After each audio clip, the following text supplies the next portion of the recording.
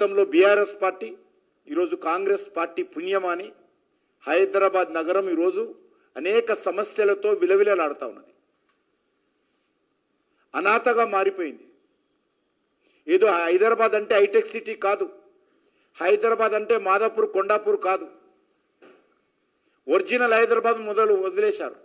ఎక్కడైతే real estate వ్యాపారం చేస్తున్నారో, ఎక్కడైతే పెద్ద పెద్ద కాంప్లెక్స్లు కడతా ఉన్నారో, ఎక్కడైతే మల్టీ స్టోరీ బిల్డింగ్లు కడతా ఉన్నారో, వచ్చినటువంటి ఆదాయం అంతా కూడా అక్కడే ఖర్చు పెడుతున్నారు తప్ప మధ్యతరగతి ప్రజలు, పేద ప్రజలు ఒరిజినల్ హైదరాబాద్ను పూర్తిగా నిర్లక్ష్యం చేస్తున్నటువంటి పరిస్థితి ఉన్నది.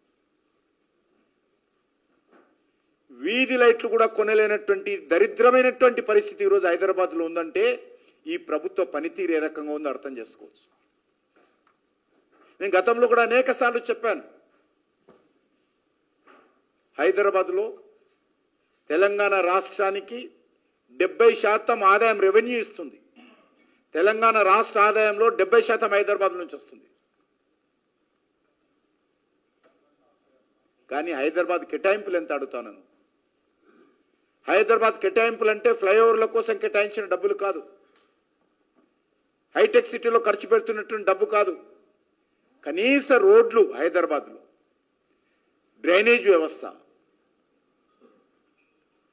డ్రైనేజ్ కలవనటువంటి మంచినీటి సరఫరా, కనీసమైనటువంటి వీధి లైట్లు, ఉన్నటువంటి పార్కులు ఎండిపోకుండా చూడడము,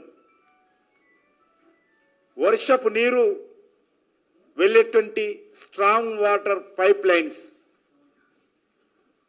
వరద నీటి పైప్ లైన్లు ఏవైతే ఉంటాయో వాటి సెల్ట్ తీయడం, ఇవి నేను మినిమం అడుగుతాను.